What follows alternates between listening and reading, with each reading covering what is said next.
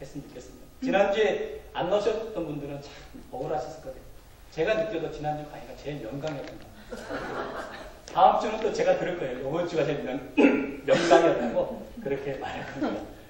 어쨌든 간에 계속해서 빠지지 않고 함께 나와서 말씀을 나눴으면 좋겠습니다. 제가 오늘 교재를 6장을 준비했습니다. 사실은 성경 공부에 들어갈 내용들을 좀 더 사실은 상세하게 기록을 하였어요. 왜냐하면 참석하지 못하신 분들이 그냥 교재만 보시고도 대충은 이런 내용이구나 하는 것을 알 수 있도록 하기 위해서 제가 좀 더 상세하게 내용을 넣어놨습니다. 그렇게 이해하시면 되겠고요. 지난주에는 애국과 성경 1번으로 입애국하는, 그러니까 야곱과 요셉과 그의 가족들이 이제 애국에 들어가게 되는 과정까지 살펴보았습니다. 오늘은 이제 애국에 들어갔던 이스라엘 민족이 출애국하는 나오는 과정에 대해서 상세히 한번 나눠보기를 원합니다. 오늘 첫 페이지를 보시면요, 애국 왕자 모세와 애국. 창세기는 아브라함으로부터 해서 하나님께서 이스라엘 민족을 세우시겠다는 약속이었고, 이제 출애굽기의 말씀은 하나님께서 애굽에서 이스라엘 민족을 키우셔서 그 이스라엘 민족을 다시 가나안으로 보내시는 그런 여정이 담겨져 있죠. 1번은 창세기와 다른 분위기. 제가 한문을 잘 모르지만 있길래 써봤습니다. 화무 11홍. 장모님 무슨 뜻인지?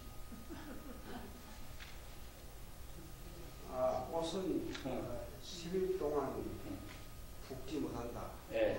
10일 후면 시들린다. 진다. 네. 그런 뜻이죠. 그런 것 같아요. 아무리 꽃이 붉더라도 여름이면 이제 시들어진다. 그런 뜻이고. 권불신년. 혹시 이건 아시나요? 권세를 잡아도 10년 후면 망한다. 그렇지. 권세를 잡아도 10년 후면 망한다. 라는 거죠. 창세기 끝하고 출애굽기 첫 페이지하고 내용이 많이 달라요. 뒤에 들어오시면 그 교재가 있습니다. 못 보시면 다르시고. 이제 창세기 끝장하고 출애굽기 첫 장하고 한 장 넘어가지만 사실은 이스라엘 역사에서 430년의 시간이 흐르는 거죠. 애굽을 위기에서 건졌던 요셉의 그 이야기가 이제 사라지고 이제 애굽에는 요셉을 모르는 왕들이 등장한다라고 나오고 있어요. 출애굽기 1장 8절 말씀 한번 찾아보겠습니다. 성경책 우리 한번 찾아보겠습니다. 출애굽기 1장 8절.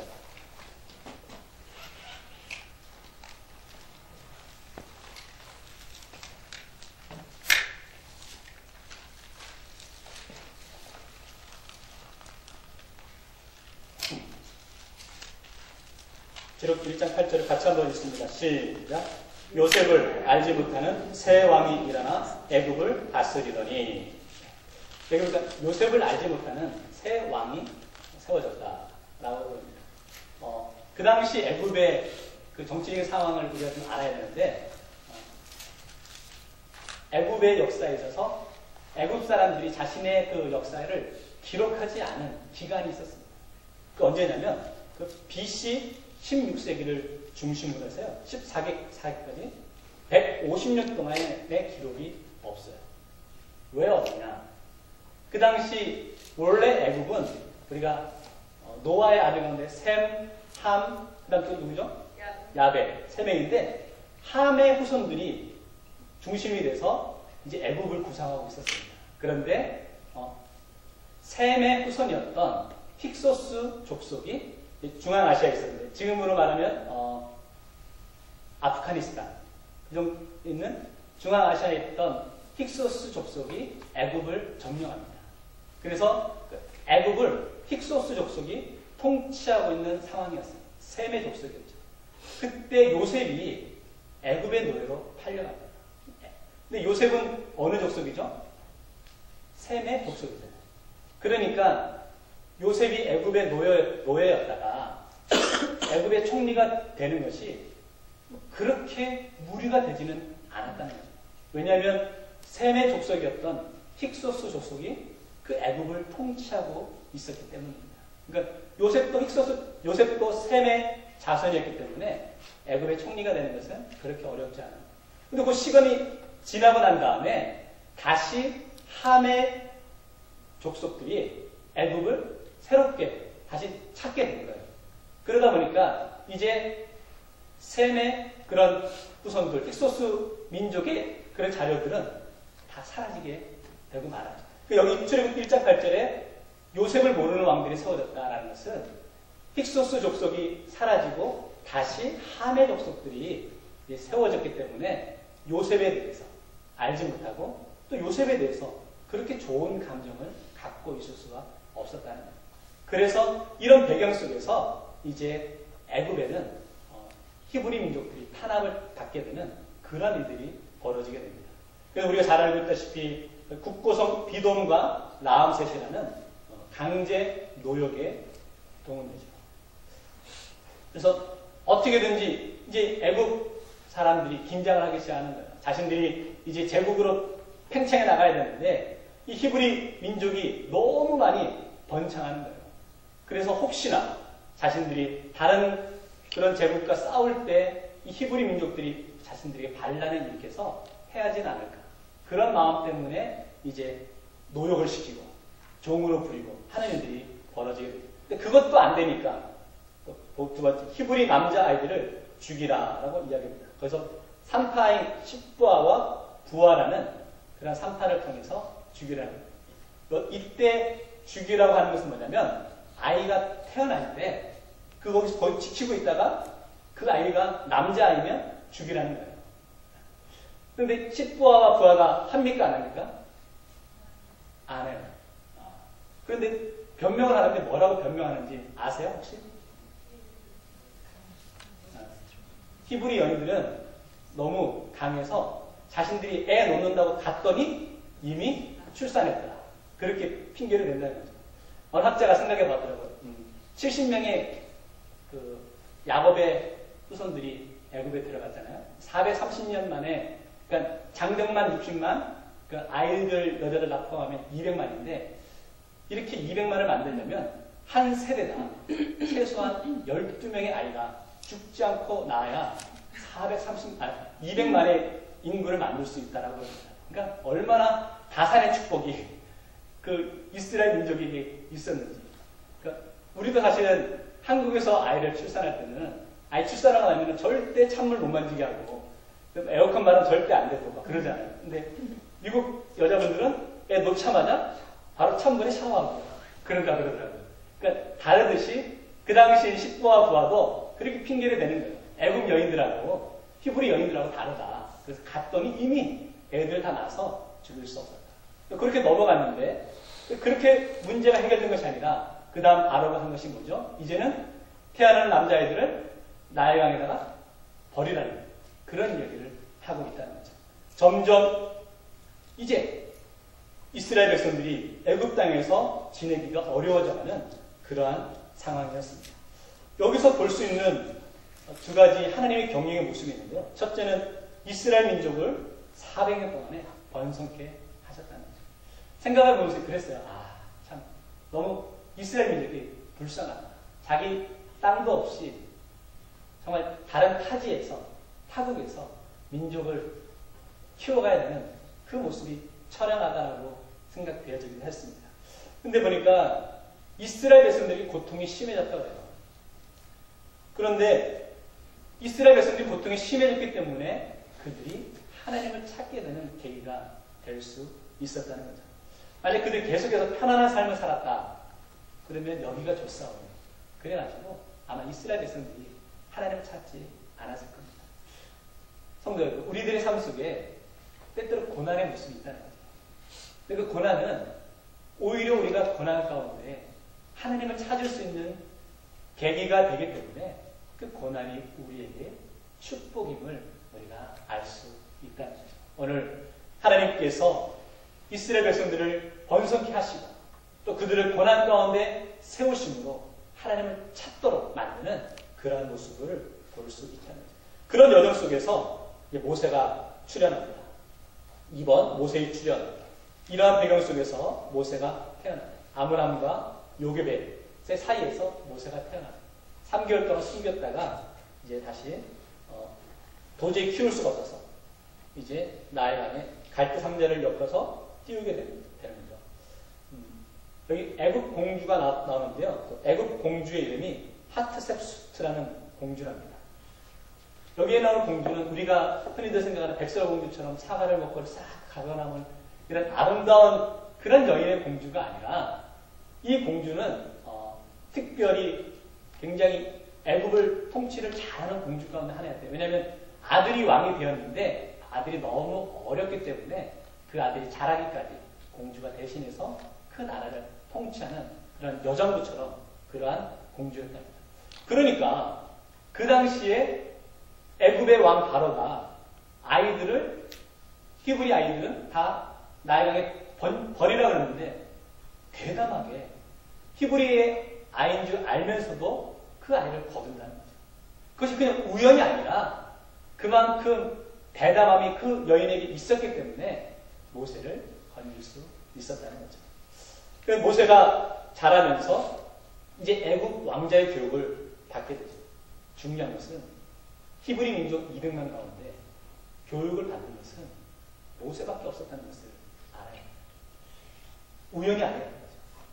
저는 이 모습 보면서 참 놀라운 것이 뭐냐면 하나님은 하나님의 사역을 위해서 하나님의 계획을 이루시는 데 있어서 하나님의 사람을 준비시키시는구나 하는 것을 알 수 있었어요. 그 히브리 민족이 노예로 그렇게 살아가고 있는데 그런 노예가 노예라면 이 민족을 이끌고 나갈 민족의 지도자가 없을 때 하나님께서 모세를 세우셨어요. 그가 애굽의 왕자의 훌륭한 교육을 받도록 하는 것을 보게 된다는 거죠. 그런데 모세가 알다시피 히브리 사람들을 대변하다가 그만 애굽 사람을 죽이게 되죠. 죽이게 돼서 이제 죽이게 돼서 애굽을 도망가야 놓이게 됩니다. 권불 10년, 권력은 10년 있으면 사라진다는 말이 있는데 정치인들 보니까 어떻게든지 그 권력을 놓지 않으려는 그런 마음을 갖는 것 같아요. 모세가 애굽에서 40년 동안 왕자로 살았습니다. 왕자로 살다가 그가 그 왕자의 직위를 다 내어놓고 그 권위를 다 내어놓고 미디안 광야로 도망갑니다. 그때 모세의 심정이 어땠을 것 같아요? 때로는 억울하기도 하고 때로는 참 답답하기도 하고 내가 왜 그랬을까? 라는 그런 마음을 가질 수도 있겠죠. 그런데 히브리서에는 그때 모세의 마음을 이렇게 표현하고 있습니다. 우리 한번 찾아보겠는데요. 신약성경 히브리서 11장 24절부터 26절. 히브리서 11장 24절에서 26절.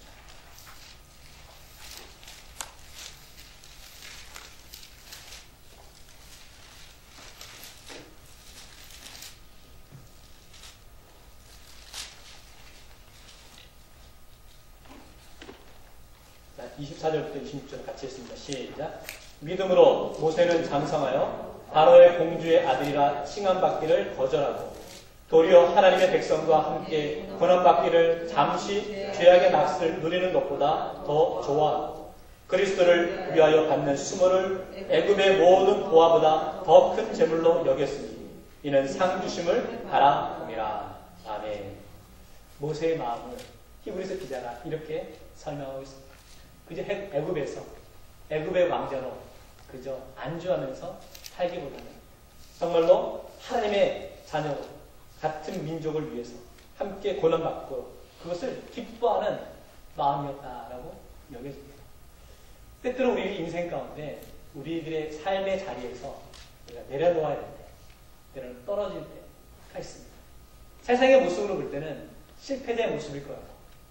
세상의 눈으로 볼 때는 참 답답하다고 여겨질 수 있습니다. 그러나 믿음의 눈으로 보면 그것이 하나님의 은혜요 축복이었다는 모세가 계속해서 애굽의 왕자로만 남았었다면 그는 성경에서 그냥 사라지는 인물이 되고 말았을 것입니다. 그러나 그가 정말로 고난 가운데 왕자의 자리에서 떨어짐으로 말미암아 그가 이제 하나님의 백성으로 더 바르게 세워줄 수 있는 계기가 될 수 있음을 알 수 있다는 거죠. 하나님께서 모세를 애굽의 왕자로 세우시고 또 왕자의 자리에서 내려오게 하시는 그 모든 과정 가운데서도 하나님의 경영하심이 있음을 우리가 알 수 있다는 거죠. 넘어가서 7페이지 보시면 세 번째 출애굽 사건이 나오고 있습니다. 출애굽 사건은요, 모세를 세우시는 모습이 있는데 미디안 광야에서 처가살이 40년을 합니다. 혹시 처가살이 해보신 분들 계세요? 아무도 안 계시군요. 네. 40년 동안 모세의 마음이 어땠을 것 같으세요? 애굽의 왕자로 40년 지내다가 광야에서 아무도 자신을 바라보주고 아무도 자신을 알아주는 사람이 없는 곳에서 40년의 세월이었어요. 모세가 때로는 답답하기도 하고 내가 이렇게 살다가 그냥 잊혀지는구나 라고 얘기할 때 얼마나 힘들었을까요? 그것도 모세가 처음부터 미디안 광야에서 태어나서 광야에서 80년을 보냈다면 괜찮은데 처음 인생의 절정이라고 생각할 수 있는 젊음의 40년을 애굽의 왕자로 화려한 생활을 하다가 이제 그 자리에 내려와서 광야에서 아무도 알아주지 않는 곳에서 40년의 광야 생활을 할 때 그의 마음이 어떠하였을까? 그때 하나님께서 세상에서 잊혀져 가는 그 모세를 부르신다는 거죠. 호렙산에서 모세를 부르실 때 모세가 처음에 거절합니다. 왜냐하면 첫째는 애굽이 두려웠어요. 왜냐하면 자신이 죄를 짓고 도망쳤기 때문에 그곳에 간다는 것이 두려웠고 둘째는 하나님의 백성이라고 하지만 하나님이 어떤 분인지에 대해서 아직 모세가 확신이 없었다는 거죠. 그렇기 때문에 모세는 두려워서 가지 않으려는 마음을 갖고 있었죠. 그때 하나님께서 이적을 베풀어 주시고 그는 지팡이를 들고 담대히 애굽으로 향할 수 있었다는 거죠. 생각해 보았습니다. 하나님이 왜 모세를 광야에서 40년 동안 훈련받게 하셨을까?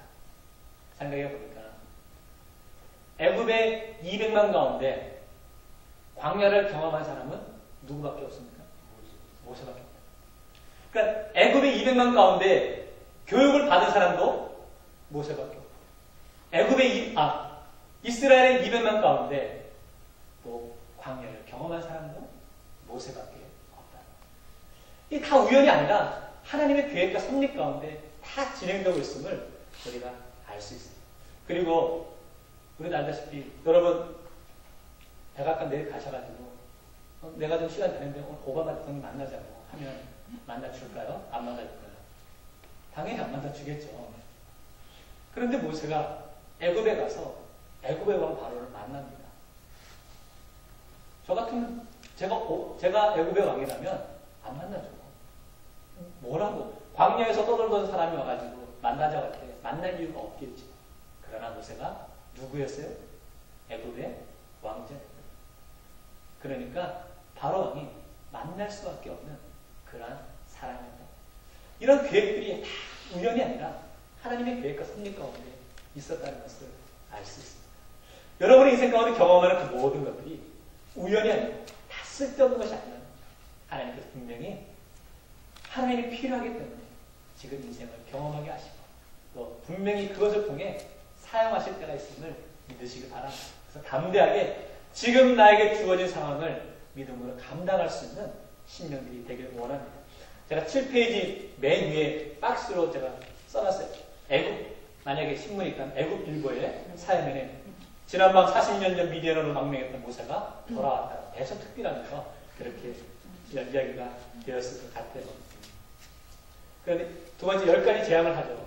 이 10가지 재앙의 기간이 6개월입니다. 처음에 모세가 애굽왕 바로에 가서 이야기를 할 때 어떻게 이야기를 해야 될지 몰랐을 때 누가 가르쳐주죠? 하나님께서 어떻게 이야기하라고 다 말씀하신다. 그러니까 모세와 바로왕 사이에 협상이 벌어집니다. 10번의 협상이 벌어졌는데 모세의 요구는 분명하였습니다. 거기 한번 읽어봅니다. 시작. 하나님께 제사를 드리러 사흘 들쯤 광야로 가도록 허락해달라. 라는 그런 제안을 하고 있습니다. 근데 우리가 사실은 그 협상의 기본은 그거잖아요. 내가 이렇게 하면 저 사람이 이렇게 하고 내가 열을 치고 나가면 저 사람이 5을 말할 것이다. 그러면 한 7이나 8 정도에서 얻으면 됐다. 라는 마음을 갖는다는 거예요. 사실 여기서 모세가 하나님께 제사를 드리러 사흘 길쯤 광야로 가도록 허락해달라고 말할 때 하나님의 의도는 이것이 아니었어요.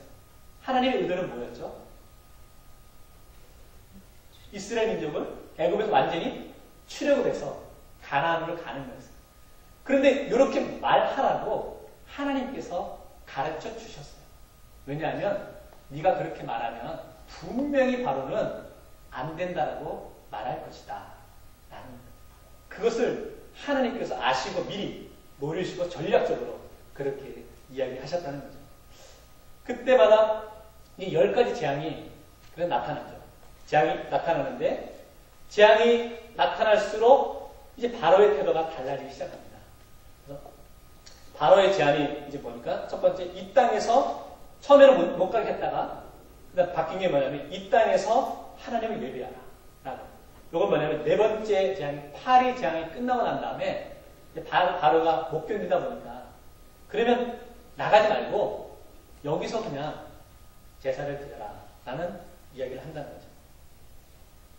그래 멀리 가지 말아라 그렇게 하고 세 번째로 남자만 가라 라고 그 다음에 얘기해요. 그때는 뭐냐면 8번째 재앙인 메뚜기 재앙을 마치고 난 다음에 바로가 맨 타협합니다. 남자만 나가. 처음에는 여기 살아. 그 다음에 남자만 나가라. 그 다음 4번째 가축은 남겨두고 나가라 라고. 이거는 이제 9번째 재앙인 흑암 어둠의 재앙 후에 한다는 거죠. 그 다음 그렇게도 안 되니까 10번째 재앙인 장자의 죽음 후에 출애굽을 허용하고 있는 것을 알 수 있습니다. 근데 이 과정이 우연히 이루어진 것이 아니라 필연 속에 나타났다는 거죠. 우리 말씀을 찾아보길 원하는데 출애굽기 11장 10절 말씀입니다. 출애굽기 11장 10절.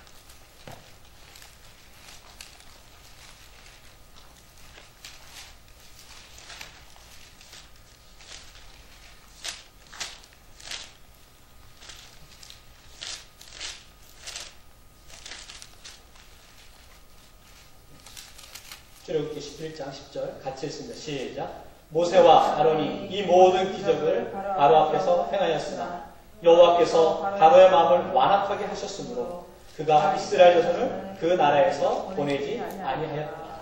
예. 누가 바로의 마음을 완악하게 했다고요? 하나님께서. 처음부터 9번째 재앙까지 행했지만 바로의 마음이 완악해 돼서 이스라엘 민족을 나가지 못하도록 하는데 그 과정도 하나님의 계획 속에 담겨 있었다는 거죠. 마지막 10번째 재앙을 한다는 거죠. 10번째 장자의 죽음을 통해서 이제 6월절이 시작되고 있습니다. 중요한 건 뭐냐면 이스라엘 민족의 6월절의 첫 번째 시작이 애굽에서 시작되었음을 우리가 알아야 합니다. 6월절의 의미는 무엇이냐? 우리 하나님께 이 날을 기념하라고 했습니다. 6월절 핵심은 구원입니다. 우리가 특별히 예수 그리스도를 통해서 구원받듯이 이스라엘 백성들은 출애굽의 상황에서 장자의 죽음에서 구원받는 됐고 그런 일이 됐고 오랜 종살이를 끝내는 새로운 출발의 날이 되었다는 거죠. 그래서 이스라엘 역사의 원년으로 삼는 것이 바로 이때부터 이스라엘 역사의 원년으로 삼고 있습니다. 결국 이 일로 인해서 바로는 이스라엘 민족을 놓아주게 되죠. 그래서 질문, 왜 하나님은 처음부터 10번째 재앙인 장자의 죽음을 했으면 처음 깔끔하게 끝낼 수 있었는데 왜 피부터 개구리, 이, 팔이 쭉 9가지 재앙 후에 10번째 재앙을 하셨을까? 아시는 분 있으세요?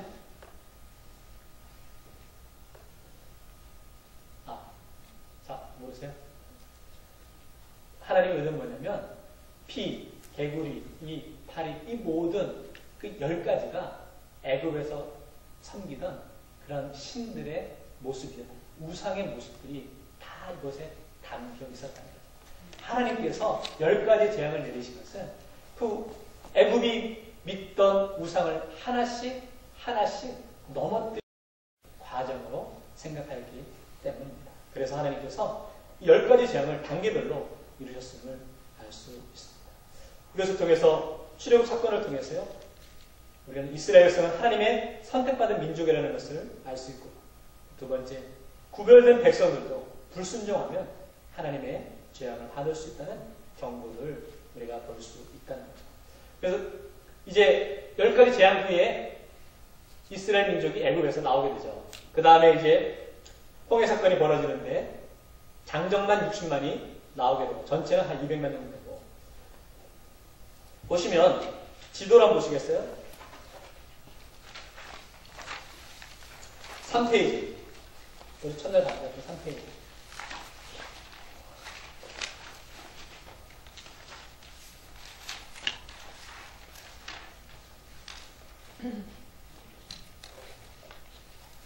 한 페이지 보시면요,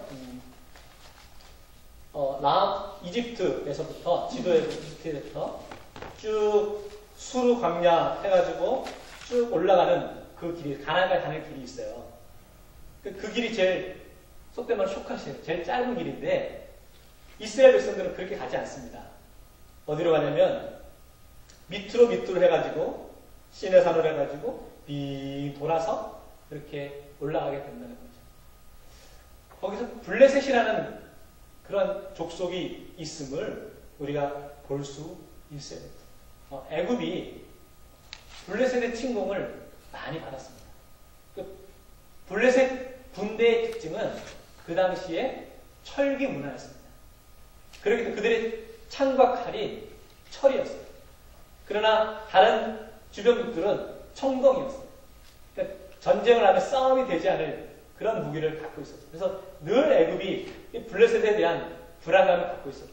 그러니까 이스라엘 민족이 출애굽했지만 가나안을 가는 과정 속에서 블레셋이 있기 때문에 그 길로 가지 못하고 홍해로 돌아서 갈 수밖에 없는 그런 상황에 놓이게 된 거죠.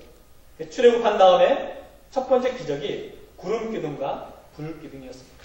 밤에는 불 기둥, 낮에는 구름 기둥으로 이렇게 이루어졌고, 두 번째 기적이 이제 홍해 사건이죠. 출애굽 14장에 나오는 홍해 사건입니다. 그 사건을 통해서 우리가 하나님께서 이스라엘 민족은 구원해 주시고 쫓아온 애굽의 그런 군대와 애굽 병거들은 홍해에서 다 수장되게끔 하는 사건을 보게 되죠. 이 사건을 통해서 애굽이 제국으로 성장하려는데 결정타를 맞게 되는 것을 볼 수 있습니다. 군사력이 무너지고요. 경제력이 무너졌습니다. 군사력은 애굽에 갖고 있던 병거들이 다 수장됐기 때문에 무너졌고요. 경제력은 왜 무너졌느냐? 히브리 민족 200만이 남았기 때문에.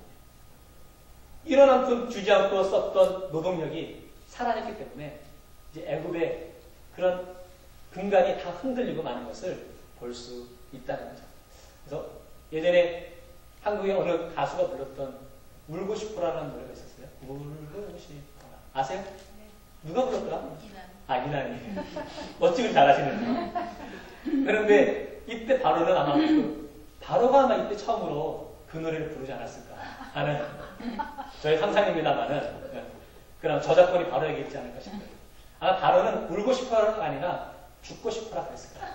죽고 싶은 마음이 바로에게 많이 있었겠죠. 이런 마음에서 출애굽하였는데, 출애굽하였으면 이제 애굽과 이스라엘의 관계는 끝났느냐? 사실은 출애굽의 절정은 시내산이거든요. 시내산에서 하나님과 이스라엘 민족과 새로운 언약을 세우는 것을 봐야 된다는 거죠. 그래서 네 번째, 그래서 시내산 1년, 시내산까지 이스라엘 백성들이 출애굽해서 3개월 만에 도착하게 됩니다. 여기서 하나님께서 십계명도 주시고 율법도 주시고 성막을 짓는 법, 또 제사를 드리는 법, 이런 것들을 가르쳐 주신다는 거죠. 그래서 이스라엘 백성이 시내산에서 1년간 머무른 다음에 이제 가나안으로 출발하면서 광야 생활을 시작하게 되는 거죠. 시내산에서 언약을 맺는데 세 가지 언약을 맺습니다. 첫째는 십계명을 주시고요. 두 번째 율법을 주시는데 율법은 613개, 613개의 율법을 주세요. 그러니까 여기서 우리가 흔히들 구약성경 읽으면서 하는 거 있잖아요. 우리가 나병 환자를 만나면 어떻게 해야 된다는 그런 거든지, 또 우리가 뭐 가난한 자들이 있을 때 어떻게 해야 되는지, 또 예를 들어 룻기를 보면 보아스가 룻을 아내로 맞이하기 위해서 자신들이 치러야 될 값도 필요하고 그런 것들이 있잖아요. 그런 모든 그 법이 613개의 그런 율법들이 있었다는 거예요.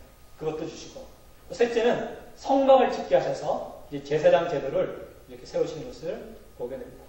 중요한 것이 또 빠졌는데, 넷째가 뭐냐면 이 시내산 1년 과정 속에서 이스라엘 군대를 세우시는 거예요.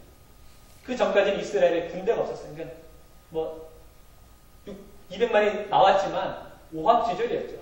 군대 훈련받은 사람이 없었는데, 이때 군대를 이제 조직해서 이제 광야 생활을 시작하게 된다는 거죠. 아까도 말했다시피 광야는 모세가 전문가예요. 모세가 40년 동안 미디안 광야에서 살았어요. 모세밖에 광야를 경험한 사람이 없었다는 것입니다. 광야를 가장 떠나고 싶었던 사람이 누구였을까요? 모세.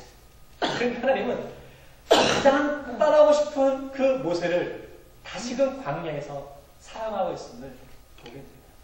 성도 여러분, 우리들의 삶 속에서, 모습 속에서 내가 이것만큼은 정말 하고 싶지 않다. 이것만큼은 내려놓고 싶다. 라고 여기는 것들이 있어요. 그런데 하나님은 짓궂게도 꼭 그것을 또 시킨다는 거죠. 주님의 일을 감당하다 보면 됩니다. 뭐 특정 인물을 지정한 건 아닌데, 여전대 회장, 우리 양경님이신데, 보면 이제 올해 여전대 회장을 하는 거야. 너무 힘든다. 내년엔 절대 안 해야지. 그런데 보니까 또 시키는 거야. 그러면 포기하는 것이 아니라 순종한다는 거죠. 왜? 하나님은 그 광야를 이끌고 갈 지도자로 모세를 훈련시키시고 세우셨기 때문이라. 우리들 삶 속에 마찬가지는, 성도 여러분, 우리들의 모습 가운데 하나님이 나는 죽기보다 싫다라는 그 일을 또 맡기실 때가 있어요. 그때 아멘 하고 순종하는 겁니다. 아멘. 이쪽 분들은 다 아멘 하시는데 이쪽에 계신 분들은 아멘을 안 하시는데 그렇다는 거예요. 뭘 또 모세가 거기는 또 누가 있나? 네. 출애굽의 의미가 있는데, 그래서 첫째, 하나님께서 이스라엘 백성들을 애굽의 핍박과 압제에서 건지시는 목적이 있었다. 두 번째 출애굽의 의미는 제사장마다 거룩한 백성으로 부르시기 위한 시내산의 언약이 여기에 있었다. 세 번째, 하나님의 백성으로 체질 개선을 하기 위해서라는 거죠. 광야에서 왜 하나님은 이스라엘 백성들을 바로 가나안으로 들어가게 하지 않으시고 광야에서 40년의 세월을 보내게 하셨을까? 굉장히 중요한 의미가 있는데요. 만약에 우리가 애굽에서 430년 살았어요. 평생 살았어요. 그리고 우리가 알다시피 한 2주 정도 거리, 14일 정도 거리가 가나안으로 들어가셨어요. 그러면 애굽에서의 했던 습성과 생각과 문화와 그 모든 것들을 그대로 가지고 가나안에 간다는 거예요. 애굽에서 섬기던 우상의 모습과 그런 것들을 그대로 가지고 가나안을 간다는 거예요. 하나님께서 가나안에 보내시는 것은 하나님이 선택한 하나님의 민족을 세우기 위한 것인데, 애굽의 문화와 애굽의 모습들을 그대로 가지고 가면 아무런 의미가 없다는 거예요. 그래서 하나님께서 모세를 통해서 광야에서 40년의 시간을 보내면서 애굽에서의 그런 습성과 모습들을 다 벗어버리게 하고, 이제 가나안 땅에서는 오늘 시내산에서 주신 하나님의 율법을 통해서 하나님의 백성으로 거듭난 다음에, 변화된 다음에 들어가게끔 하시기 위해 40년의 여정을 보내시는 것을 볼 수 있어요. 여호수아 7장에 보면 여호수아와 이스라엘 백성들이 아이성을 공격합니다. 아이성을 공격할 때 원칙이 있었어요. 거기에 있는 것 어떻게 하라고요? 하나도 가지고 오지 말라고 했다는 거예요. 그런데 그 법을 어긴 사람이 있었습니다. 누구였죠? 아간이었어요. 근데 신기하지 않으세요? 아마 그 아이성을 점령하였으면 수많은 이스라엘 군사들이 그 아이성을 점령하기 위해 들어가지 않았을까요? 그런데 놀랍게도 아간 하나만 물건을 들고 왔다. 나는 그게 기적이라는 거예요. 아간이 물건을 들고 오기 전에는 어떻게 한 사람만 물건을 들고 왔겠냐. 아마 우리가 들어갔으면 다들 호주머니에다 집어넣고 왔을 것 같은데 어떻게 그것이 가능했느냐. 모세와 이스라엘 백성들 광야에서 40년 동안 하나님의 말씀을 훈련받고 하나님의 말씀을 깨닫고 마음 안에 되새기는 시간들이 있었기 때문에 그런 일들이 이루어질 수 있었다는 겁니다. 성도 여러분, 우리 삶도 마찬가지라는 거죠. 우리가 하나님의 말씀을 우리들 마음판에 새기고 나아가지 않으면 우리들의 삶의 모습에서는 말씀과 전혀 동떨어진 행동을 할 수 있다는 거예요.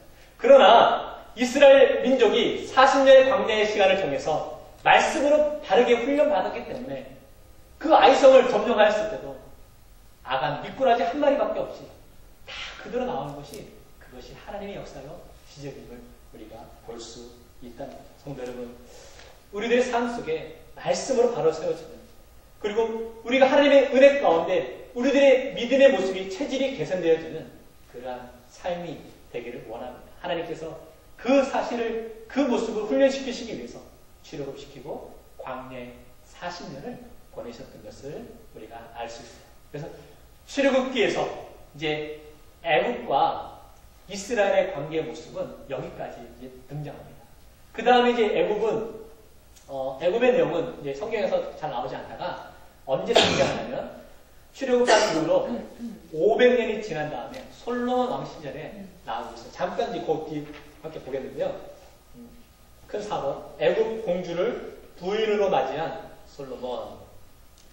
솔로몬과 애굽 바로 왕의 딸의 정략 결혼이 뭐죠? 그렇지. 정치적으로 이렇게 서로 동맹을 맺는다든지 그렇게 하기 위해서 정략 결혼을 한다는 거죠. 근데 아시다시피 솔로몬의 후궁이 1000명이었어요.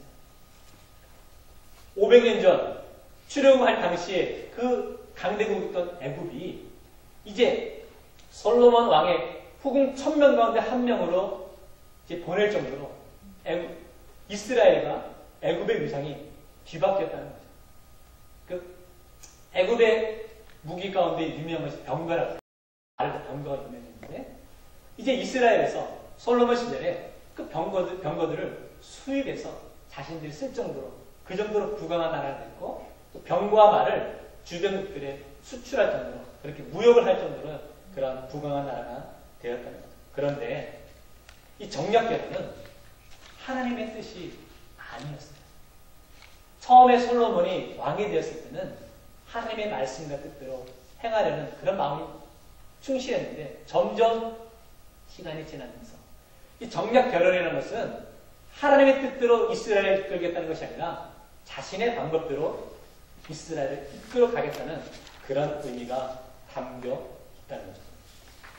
솔로몬이 쓴 책 3가지가 있습니다. 뭐가 있죠? 성경에 나오는 거잖아요. 10편 말고 그 다음에 나온 책 가운데 잠언이 있어요. 솔로몬의 잠언이고요. 그 다음에 아가서가 있어요. 아가서도 있고 전도서도 있어요. 근데 잠언의 내용은 뭐냐면 솔로몬이 하나님께 바로 서 있었을 때 그런 마음들을 기록한 책입니다. 하나님이 통치하시는 하나님이 제사장 나라가 되는 그 모습을 기록하고 있는데 아가서는 이제 정략 결혼. 그러니까 정략 결혼을 하고 나니까 이제 1000명의 아내를 두었다. 행복할 것 같으세요? 불행할 것 같으세요? 불행을? 네? 행복하지. 왜 불안해요? 안 해와서 모르겠지만 이게 아가서가 피곤하다는 거야. 나오자니까 무슨 은근슬이가 조금 막 나오는데 피곤하다. 정략 결혼. 하나님의 뜻을 벗어나니까 정략 결혼을 해서 나오고 마지막에 그래서 이제 솔로몬의 말년에 쓴 것이 전도서라는 거예요. 전도서의 핵심이 뭡니까? 헛되고 헛되다. 헛되다.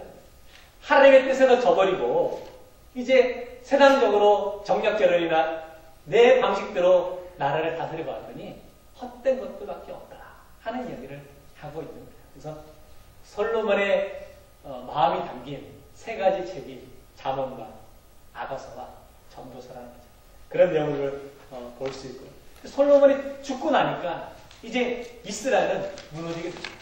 솔로몬 당시에 그 충신 가운데 여로보암이라는 사람이 있었습니다. 그런데 여로보암이 한마디로 말하면 오늘날 같으면 야단이었어요. 왕에 대해서 불평하고 잘못되었다고 얘기하니까 솔로몬이 여로보암을 내치려 합니다. 그때 여로보암이 그것을 알고는 망명을 가요. 속된 말로 망명을 하는데 망명을 간 곳이 어디냐? 그것이 애굽이에요. 그때 애굽으로 피신을 하게 돼요. 피신을 하다가 솔로몬이 죽었다는 얘기를 듣고는 여로보암이 애굽에서 다시 이스라엘로 옵니다. 이스라엘에 와서 누굴 만납니까? 솔로몬의 아들이었던 르호보암을 만납니다. 르호보암을 만나서 왕이요, 당신의 아버지께서 우리를 힘들게 했는데 좀 이제 힘들게 했던 것을 좀 쉽게 풀어달라고 이야기합니다. 그때 르호보암이 내가 더 아버지보다 더 힘들게 너희들 하겠다라고 이야기하죠. 그 일로 인해서 이제 북이스라엘과 남유다가 나뉘게 되는 그런 계기가 되고 맙니다. 그래서 북이스라엘은 유다 민족과 베냐민 민족을 뺀 나머지 10지파가 북이스라엘을 구성하고요. 유다와 베냐민 지파만 이제 유다가 돼서 이제 솔로몬의 아들들이 통치하게 되는 것을 볼 수 있다는 거죠. 이제 근데 북이스라엘의 왕들은 전체가 다 그냥 하나님 보시기에 악을 행했던 왕들이고, 남유다의 왕들은 간혹 개 중에 한 명씩 하나님 보시기에 합당한 그러한 인물들이었는데, 그 왕들 가운데, 남유다의 왕들 가운데 한 사람이 요시야라는 왕이었습니다. 요시야 왕이 중요한 것이 뭐냐면 유월절을 다시 지키기 시작하였다. 그 3대 왕들이 지켰던 그 유월절을 점점 세월이 흘러가면서 유월절을 지키지 않았었어요. 요시야 왕 때 종교개혁을 하면서 유월절을 다시 지키기 시작합니다. 그러면서 이제 유다 나라가 하나님 보시기 합당한 나라가 되는데, 그 당시 주변 정세가 복잡하게 돌아갔어요. 어떻게 돌아갔냐면 옆동이었는데, 요시야 당시에 대제국 아수르가 메대와 손을 잡은 바벨론에 의해서 아수르의 수도였던 니느웨를 빼앗기고 니느웨에서 쫓겨나게 됩니다. 그 당시 이제 애굽의 왕이 바로 누고가 있는데요.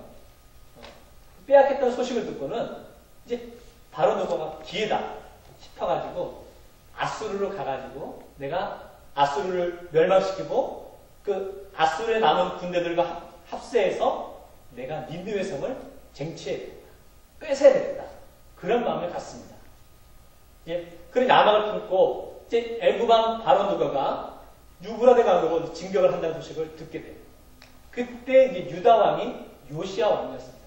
그 이야기를 듣고 애굽 군대를 막기 위해서 요시야 왕이 출정합니다.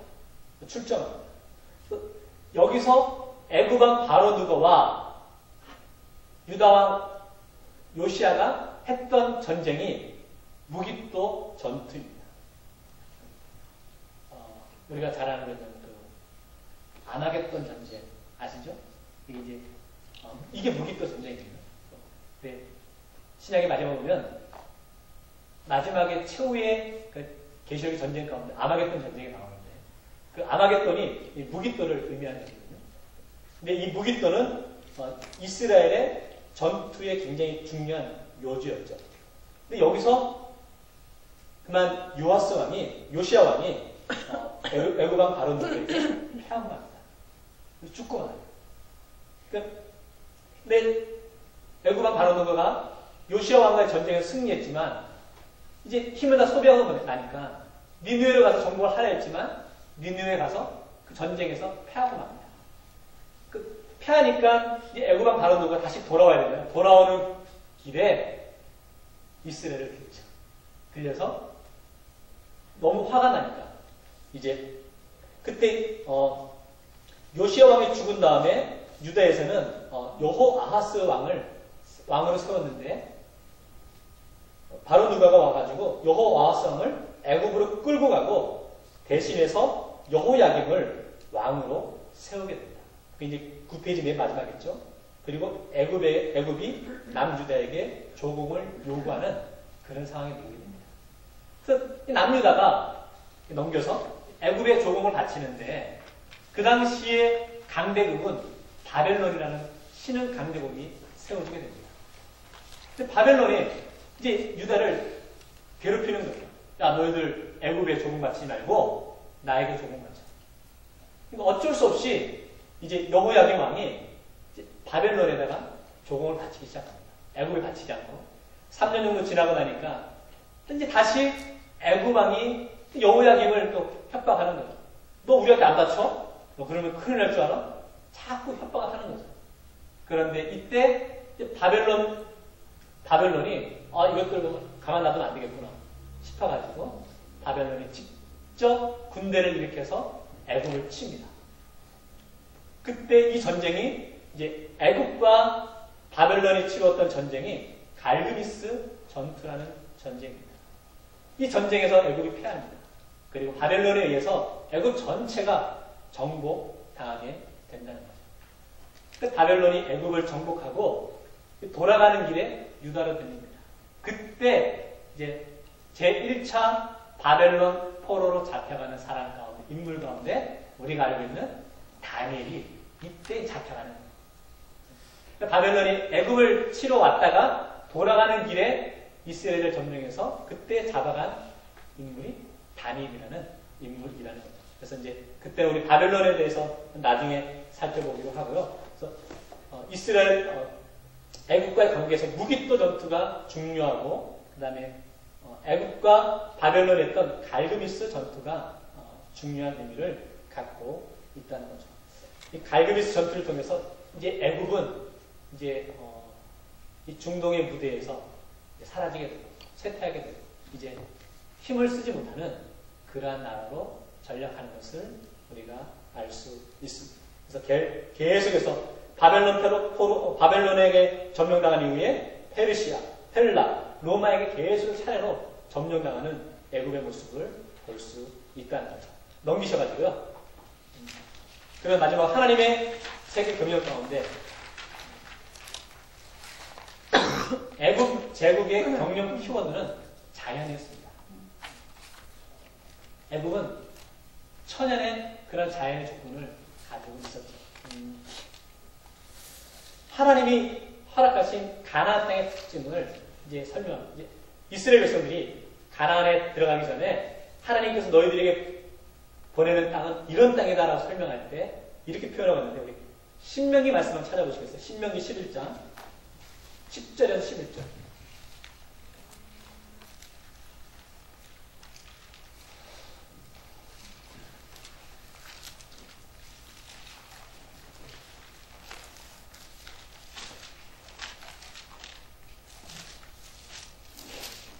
신명기 11장 10절에서 11절입니다.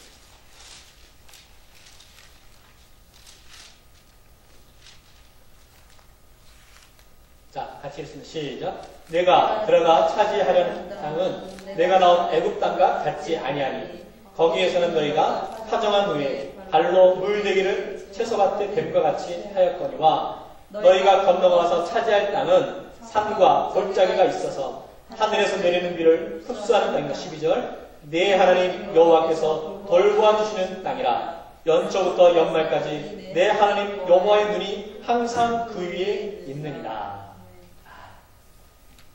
제대로 설명을 해요. 그러니까 애굽 땅은 1년에 한두 번 비가 올까 말까 그런 땅이랍니다. 그런데도 풍족하게 농사를 지을 수 있었던 것은 나일강이라는 그러한 천연의 자연의 조건이 있었기 때문에 그렇게 할 수 있었는데 오늘 말씀 보니까 너희들이 들어가 차지할 땅은 그런 땅이 아니라는 거죠. 비도 잘 내리지 않고 척박한 땅이라는 거죠. 그런데 말씀하시잖아요. 12절 보니까 신명기 11장 12절입니다. 내 하나님 여호와께서 돌보아주시는 땅이다. 이게 하나님의 은혜라는 거죠. 이스라엘 백성들이 애굽에서는 하나님 없이도 그저 주어진 자연의 환경으로 인해서 그들이 편안하게 농사를 지을 수 있었지만 가나안에 들어가서는 하나님께서 비를 허락하시지 않으면 도저히 농사를 지을 수 없는, 공수익을 거둘 수 없는 그러한 지경이 된다는 것을 알 수 있다는 거죠. 성도 여러분, 그런데 애굽은 천연의 자연을 가지고 있었지만 그 자연을 가지고 있다고 해서 그 나라가 하나님의 모시기 합당한 나라가 되지 않았음을 우리는 알 수 있습니다. 그런 것을 깨달을 수 있는 겁니다. 우리가 여기가 좋사오니 그럴 수 있다는 겁니다. 이스라엘 백성들이 처음에 나올 때 늘 불평합니다. 거기는 먹을 것도 풍족했고 마실 것도 풍족했는데 나오니까 먹을 것도 없고 마실 것도 없다. 늘 불평한다는 거죠. 우리가 주어지는 환경과 자연이 좋으면 좋을수록 우리는 그 자리에 안주하고 싶은 마음이 있다는 거죠. 오늘 우리들의 삶의 모습에서 우리에게 주어진 삶의 자연의 모습은 어떻습니까? 그저 이 자리가 좋소. 여기에 안주하고자 하는 마음이 우리에게 있지 않은지. 오늘 하나님께서는 애굽에게 천연의 자연을 허락하셨지만 그 자연으로 인해서 그 나라가 부강하거나 번성하거나 하나님의 뜻에 합당한 나라가 되지 않았음을 보게 됩니다. 중요한 것은 자연의 조건이 중요한 것이 아니라 우리가 어디를 가든지 간에 하나님이 우리와 함께 하심이 중요하다는 것을 우리는 깨달을 수 있다는 거죠. 우리가 애굽과 우리가 이스라엘의 모습을 보면서 정말 하나님께서 애굽이라는 나라를 사실은 사용하셨어요. 나라 없이 민족을 이룬다는 것이 불가능한 일이에요. 하나님의 때에 하나님 애굽을 통해서 이스라엘 민족을 사용하시고 또 하나님의 때가 되니까 그 애굽에서 이스라엘 민족을 꺼내셔서 가나안 땅으로 보내시는 과정 속에 애굽을 사용하셨던 것을 보게 됩니다. 영원할 것 같았던 애굽이 결국은 자신들의 욕심 때문에 사라지는 역사의 무대에서 사라지는 것을 우리가 함께 살펴보았습니다. 오늘 하나님께서 우리를 붙드시고 우리를 인도하시고 우리의 삶을 경영하시는 분임을 우리가 말씀을 통해서 다시 한번 깨달을 수 있었으면 좋겠습니다. 하나님이 사용하기 위해서 요셉이라는 사람을 통해서 입애굽을 하셨다. 모세를 통해서 출애굽하셨습니다. 오늘날 저와 여러분을 사용하셔서 하나님의 놀라운 일들을 이루실 줄 믿습니다. 그 놀라운 일에 동참할 수 있는 저와 여러분이 되기를 주의 이름으로 축원합니다. 기도하겠습니다.